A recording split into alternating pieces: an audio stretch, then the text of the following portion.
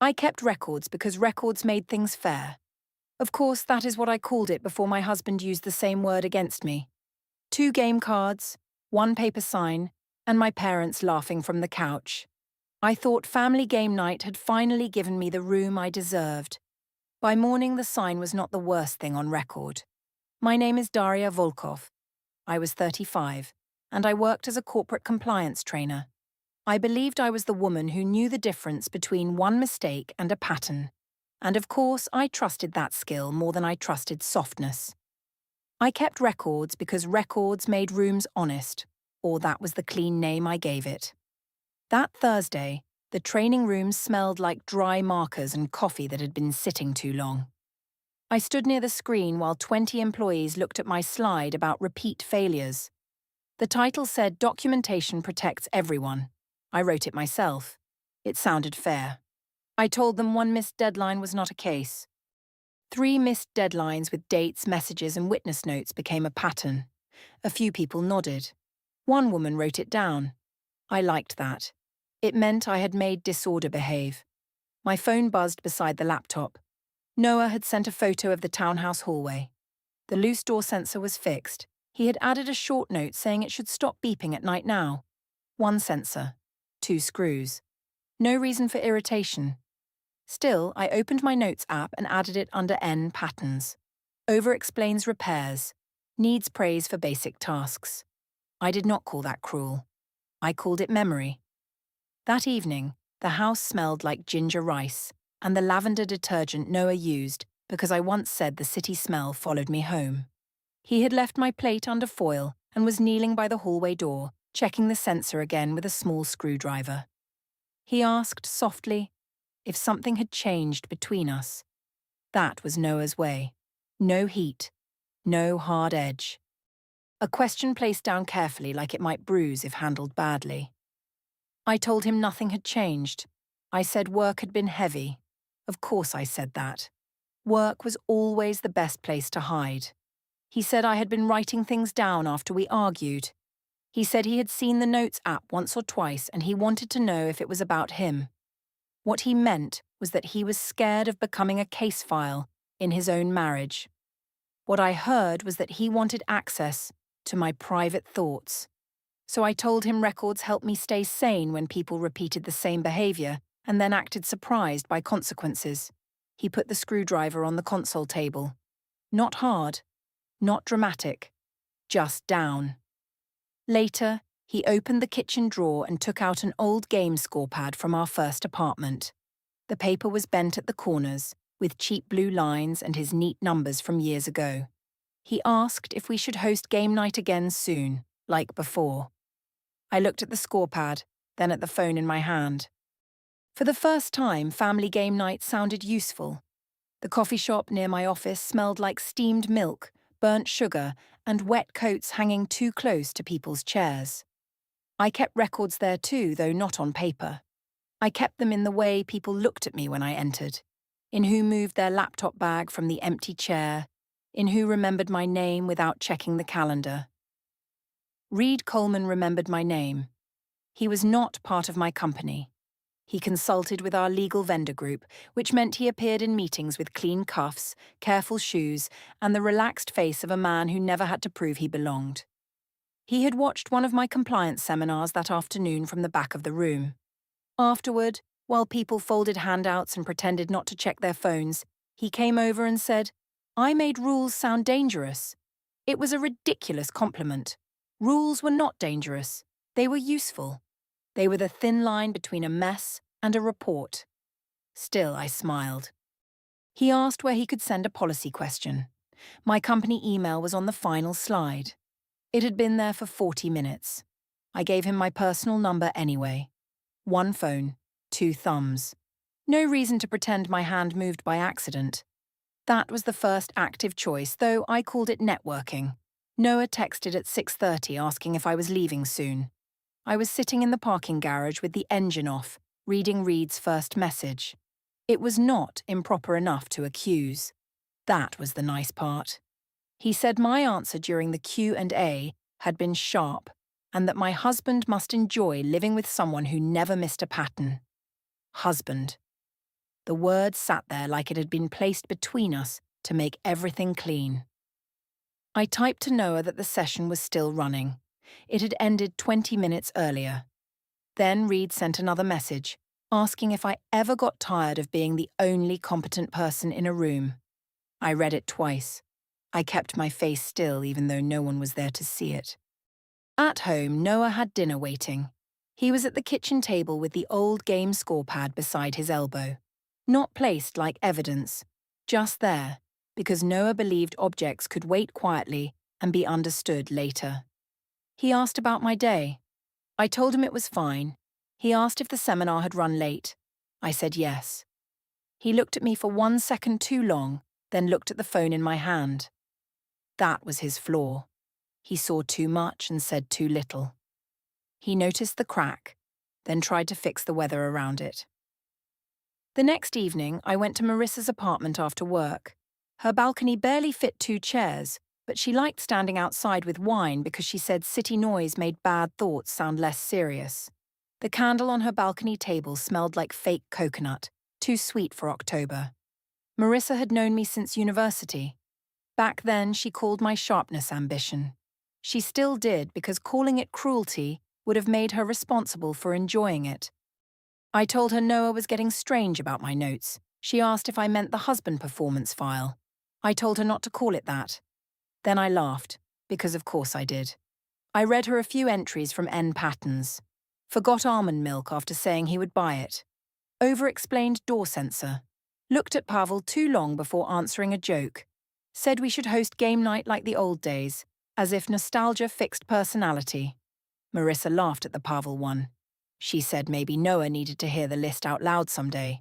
Not as an attack, but as data. Data. That word made the whole thing cleaner. She said I spent my career teaching people to document repeat failures. She asked why my husband should be exempt from patterns just because he had a ring. I told her marriage was not a workplace. She said some men only understood performance reviews. I did not answer. I drank from my glass, though the wine had gone warm. 2 glasses. 1 balcony rail. No defense that sounded strong. Later that night, Noah was waiting in the kitchen. The room smelled like lemon soap and rice cooled under foil. He had not eaten. His fork was beside the plate, straight and untouched. He said Reed had texted after midnight the night before. He said he saw the name because my phone lit up on the bathroom counter while he was brushing his teeth. Specific. Factual. One named thing.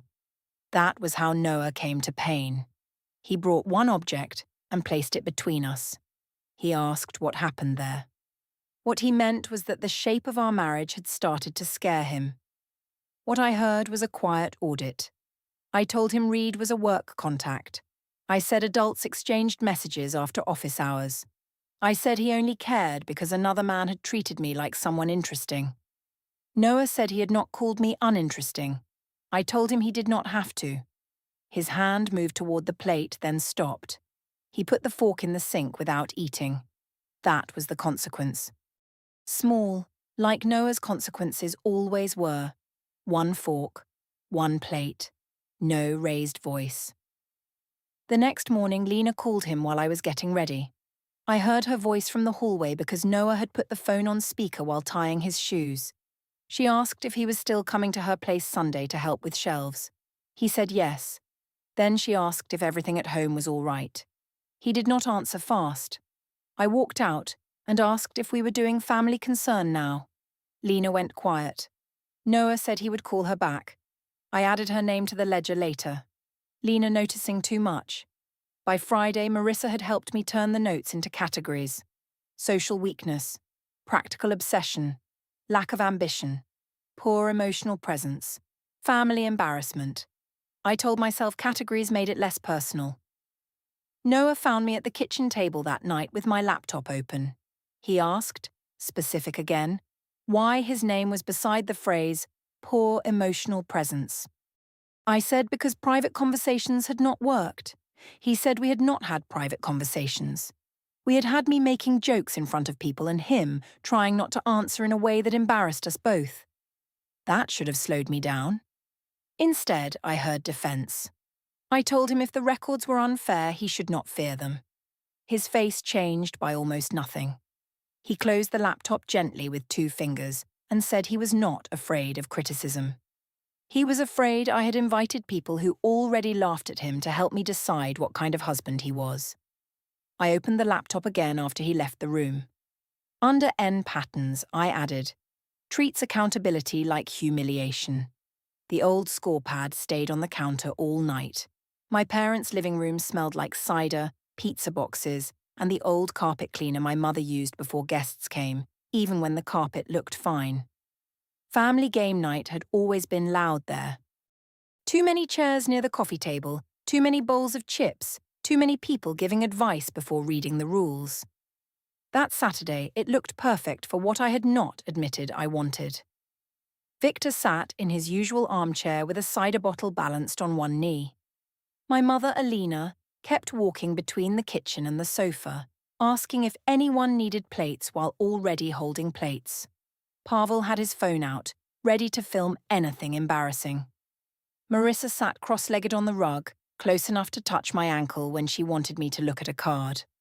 Lena sat beside Noah, not beside me. I saw that. Of course I saw it. Noah carried in the drinks and placed napkins near everyone before sitting. He wore the dark sweater I once liked because it made his shoulders look less narrow. He looked calm, which annoyed me before he spoke. We played 2 normal rounds first. A city-building board game. A word game Pavel kept trying to cheat at. Noah smiled when my father made a bad joke. He looked almost comfortable, and that made the notes in my phone feel heavier. I kept records because records made timing possible. The third game was the messy one Marissa had brought. It had challenge cards, truth cards, and silly punishments. The box was black with gold letters. My mother said it looked inappropriate. Marissa said that was how you knew it would be fun. Noah drew a card on his second turn. He read it silently first. Then he said the card asked him to name one weakness his partner wished he would fix. The room made the small, hungry sound rooms make before someone gets embarrassed. I smiled. I said I could help. Noah looked at me then. Not afraid. Not yet. Just careful. I opened my phone. The Notes app appeared brighter than it should have under the warm lamp. N patterns, categories, dates, little lines that had seemed fair when I wrote them alone. I told everyone I had been tracking some repeated behaviors. I said I did not want to be mean, but if the game asked for truth, then maybe truth should be useful. Victor laughed and said my seminars were finally coming home. Marissa laughed too, but softer. I read the first item. Noah over-explained simple repairs because he needed praise for basic competence. People smiled. I read the second. Noah went quiet around my parents when challenged, which made him seem weak and unprepared. My father nodded like a judge who had been waiting for evidence. I read the third. Noah had no public fire, no ambition that could be seen from across a room, no ability to make people feel I had married upward. That one landed harder. Noah's mouth closed.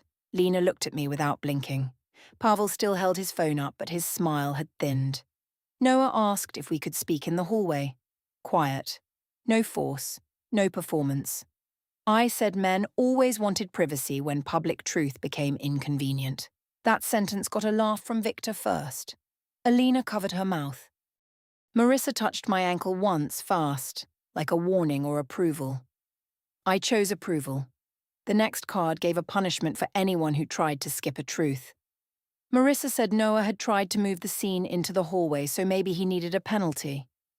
I do not know why I reached for the paper. That is not true, I know why. I wanted the room to finish what it had started. I took a folded sheet from the side table and wrote loser in thick black marker. The letters came out uneven because the marker was dying. That made it look more childish, which made people laugh before I even held it up. Noah did not move. I said it was only part of the game. Of course I said only. People say only when they know the thing is not small. I tied the paper sign with a ribbon from one of my mother's old gift bags and placed it around his neck. The ribbon brushed his sweater. The sign rested against his chest. One paper sign. 2 black letters too thick at the edges. No way to call it private. Pavel filmed for 3 seconds. Then he lowered the phone. That was the first sign the room knew something I refused to know. Victor kept smiling.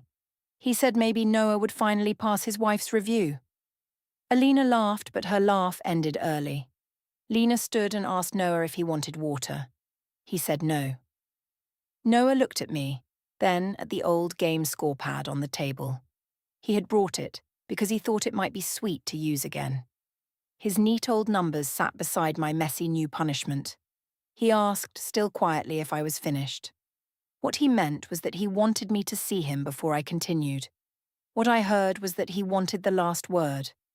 I told him I had barely started, but I would be generous. The next few minutes became hot and strange. I read more.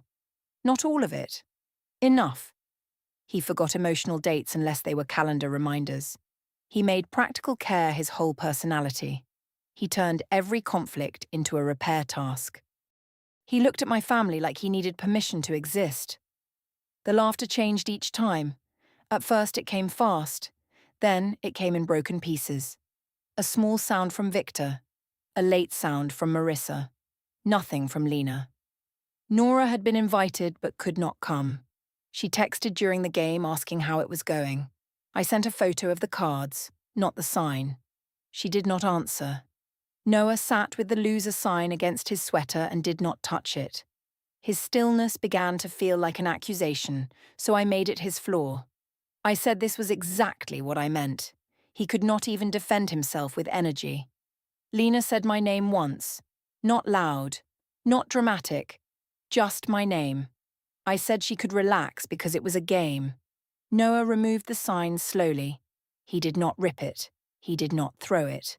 He untied the ribbon, folded the paper once, then again, and placed it beside the old scorepad. The room followed his hand. For a few seconds, the only sound was the radiator clicking near the window. Then Marissa shuffled the deck too loudly and said someone else should draw. I watched Noah's folded sign beside the scorepad and decided his calm was another tactic. That decision saved me from seeing the room. The hallway outside my parents' living room was narrow, with family photos on both walls and a runner rug that always slid toward the front door. Noah stood there after the game paused, one hand on the banister, the folded loser sign in his other hand. Lena had followed him. So had I, because I did not like how she stood near him like she had a right to protect him from me. I kept records, and I knew distance when it started forming. Lena asked him if he wanted to leave. She did not ask me anything. Noah said he was fine to finish the night if I was done making him the activity. That was the kind of sentence people would later repeat as if it were noble. I hated it immediately. I said he was doing the wounded thing again. I said he always made himself look calm so everyone else looked cruel. Lena turned toward me. She said he had asked for one private conversation and I made his answer into a punishment. I told her families teased each other. I told her she did not understand how many years of small failures I had been carrying. Noah looked at the sign in his hand, then walked back into the living room. He did not put it in the trash. He placed it beside the scorepad again, neat and flat. That should have been the end of it. It was not. The next round moved like a person limping. Victor tried to joke again, but no one helped him. Alina kept clearing plates that were still full. Pavel stopped filming and put his phone face down. Marissa drank too quickly, then asked if we should switch to a safer game. Safer. The word bothered me. Noah drew a card later, but it was not the one that came at the end. This one asked for a childhood embarrassment. He answered with something harmless about losing a spelling contest in 4th grade. People smiled with relief. The room wanted to repair itself. I would not let it. I said that was sweet, but the adult version of him was still afraid of public pressure. Noah looked at me across the table. His voice stayed low when he said I did not want him to improve. I wanted witnesses for his shame. That was the first time he named the pattern, not the incident. My father stopped moving his bottle toward his mouth. Lena looked down at the scorepad. Alina said my name in the same tired way she used when I was a child and had pushed a joke too far. I said if he had stopped failing, there would be nothing to record. Noah did not answer. He looked at the folded paper sign again. His hand covered it for a second. Then he pulled it closer to the old score pad. The old score pad opened something I did not want open. Years before, in our first apartment, Noah and I played games every Friday because restaurants cost too much. We ate cheap pizza from the place under the train tracks, and he always kept score because I cheated when I was losing. He saved the score pads in a drawer like those nights were proof of a life being built. Back then, his neat numbers did not look small. They looked like care. He wrote dates beside them. He wrote little notes. Daria won because she threatened to hide the dice. Noah won because Daria laughed too hard to count. I watched his hand rest on that paper, and for one quiet second, I saw the shape of what I had done. Not guilt, not apology, just the table, the room, the people. My husband wearing a word I had written because I wanted witnesses more than I wanted a conversation. 2 score sheets, 1 folded sign. No clean way to call that repair. Then I closed the door. I told myself a stronger husband would not be hurt by a game. I told myself he had forced me to make things public by refusing to change in private. I told myself the score pad was nostalgia, and nostalgia was what weak people used when facts turned against them. When we left, Noah drove. He always drove after family nights because I hated backing out of my parents' narrow driveway. The car smelled like cold air and cider from my mother's paper cups. He did not turn on music. At home, the hallway sensor blinked green above the console, the same sensor he had fixed days earlier. A small home security tablet sat in the drawer under the keys, connected to the doorbell and the shared area cameras we had installed after packages kept disappearing from the porch. I had forgotten about the tablet. Noah had not. He put his keys in the blue ceramic bowl and asked why I had built a case against him instead of telling him I was lonely. I said I had told him. Many times. In many ways. I said his problem was that he only heard pain when it became organized enough for a spreadsheet. He said I had not organized pain. I had organized shame. That was the second time he named the pattern. I opened the fridge because looking into cold light gave my hands something to do. There was oat milk, leftover rice, and the small jar of chili paste he bought because I liked heat with everything. He said he knew he had failed me in some ways. He said he knew he had become too practical, too quiet, too sure that helping was the same as wanting. Then he said none of that explained why my parents had to laugh while he wore a sign. I hated that sentence because it left me no easy place to stand. So I made a new place. I told him if being publicly named made him feel destroyed, maybe the name had been accurate. His face closed by 1 inch. Noah walked to the hallway drawer and took out the security tablet. He checked the screen, then took the old score pad from his bag and placed it under his arm with the folded sign. I asked what he was doing. He said he was going to Lena's for the night. I told him running to his sister proved my point. He paused by the door. He said I could keep my points. Then he left. The door sensor blinked green after he closed it. I stood in the hallway for a long time, not because I felt afraid, but because the house made no sound without him moving through it. At 12:17, I texted Marissa that Noah had made the whole night about his feelings. She answered that it got intense. 2 words. No laughing face. By Monday morning, I had decided the problem was framing. That was what I taught people at work. A report could look like carelessness or context depending on the order of evidence. A room could think one thing or another depending on who spoke first. I kept records, so I knew timing mattered. At 8:42, I posted a cropped photo from family game night. It showed the edge of the black truth card, a corner of the folded paper sign, and my mother's coffee table full of cups.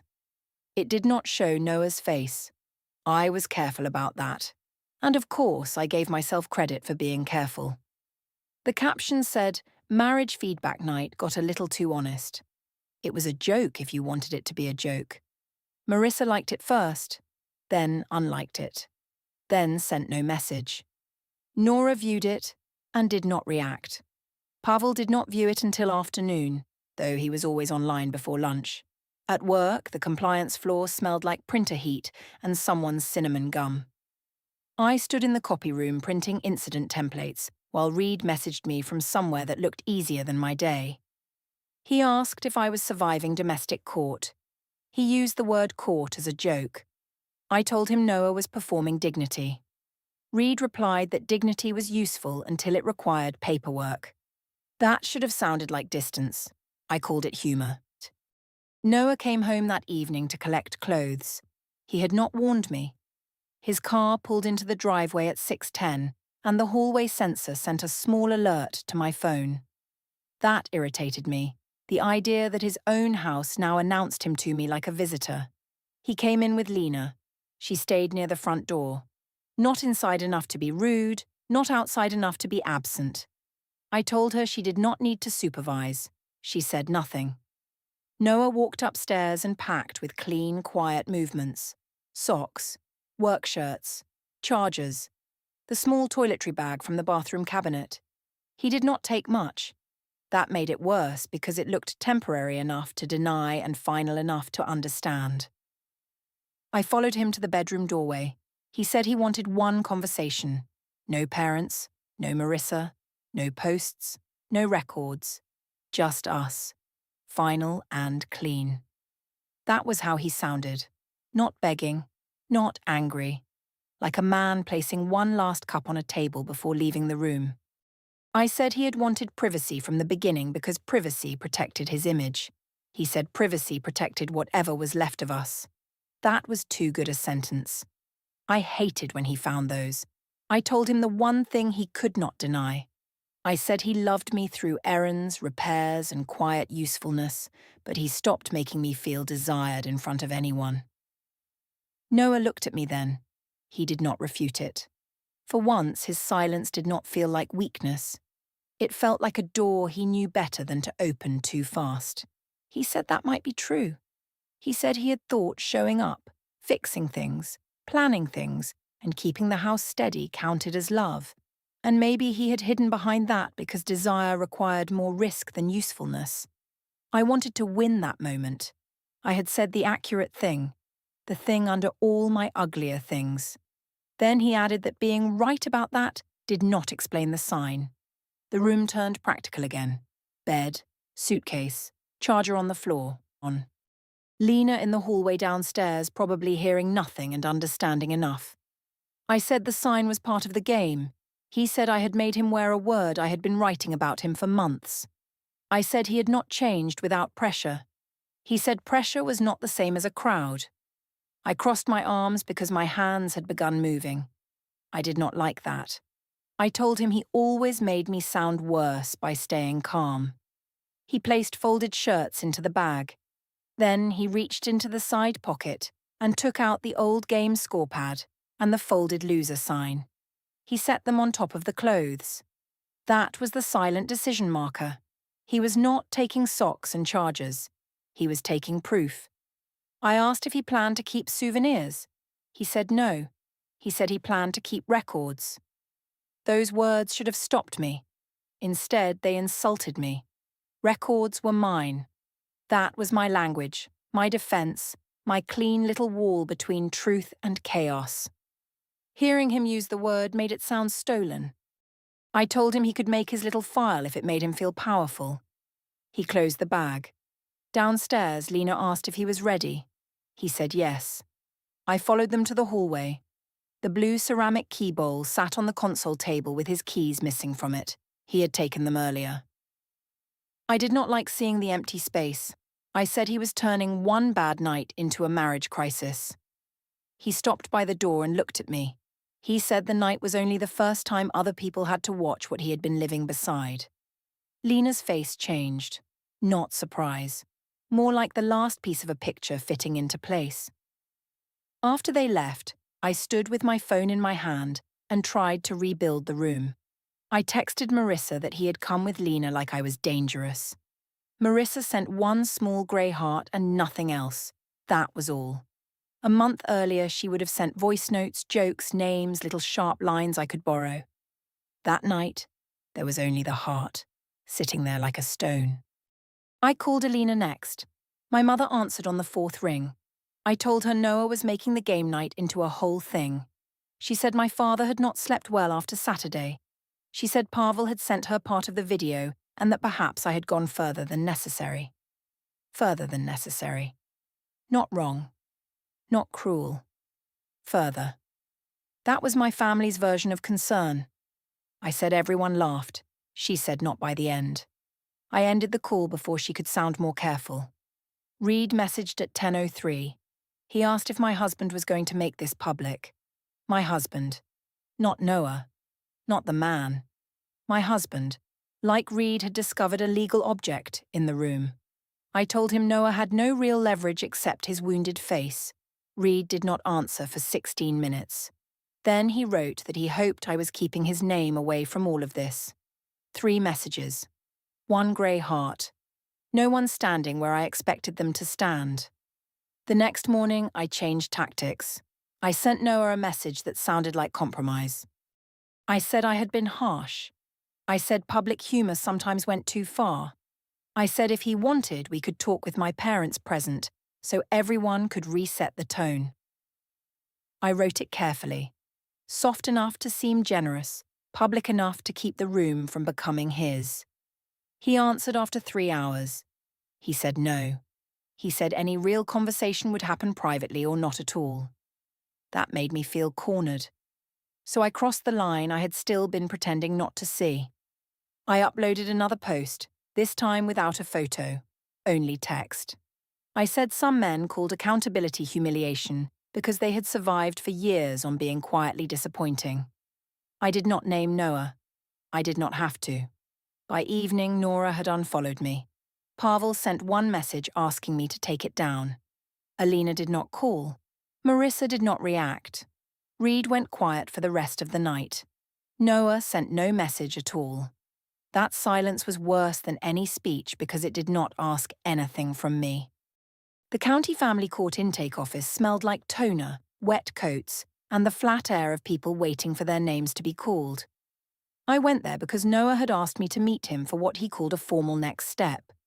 I told myself that meant paperwork for separation counselling, maybe a mediated schedule, something calm enough for him to pretend control was kindness.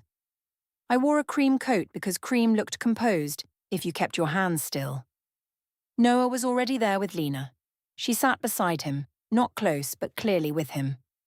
A clerk behind the glass window called my name and asked me to confirm my address. Her voice was neutral.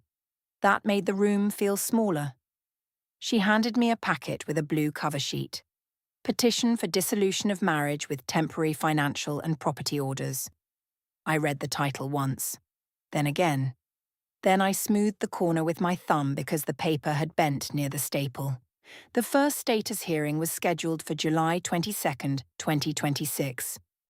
The packet requested temporary restrictions on joint accounts, exclusive use of the townhouse for Noah while the case was pending, and preservation of home security footage and digital communications. I turned the page. There was a photo of the folded loser sign beside the old scorepad. There was Pavel's partial video from family game night. There was Lena's written statement about Noah asking for privacy and me refusing. There were doorbell camera stills showing Reed and 2 other men entering the house while Noah was away for work. There were shared area clips listed by date, all from the living room and hallway. There were recovered voice notes where my friends and I mocked Noah for being stupid, clueless, and easy to fool. I kept records. So had he. I told the clerk Noah had recorded things to punish me. The clerk asked if the cameras were in shared household areas and exterior entry points. I said yes. She wrote something down without changing her face. Reed texted before I left the building. He said he never agreed to be part of my marriage problem and asked me not to use his name in any legal discussion. Then his profile photo disappeared. Noah stayed at the townhouse under the temporary arrangement, and I moved into a short-term rental above a closed print shop. The joint account access became limited, and every payment I made arrived with a notification I could not ignore. Victor stopped joking in the family chat. Alina told relatives not to discuss the case. Pavel sent Noah the full video. And Lena blocked me. Reed told mutual contacts he thought I was already separated and removed me from every visible platform. My company removed me from a compliance leadership seminar because a client had heard about the mistake ledger. I thought documentation protected me from being trapped with a man who kept failing quietly. I thought witnesses made my version stronger. Of course I did. That was the story I had been teaching before I used it at home. The records did not prove I was careful. They proved I had studied his weaknesses longer than I had tried to love him. The old game scorepad was listed in the evidence packet behind the folded loser sign. I kept records until the only thing left to document was his absence.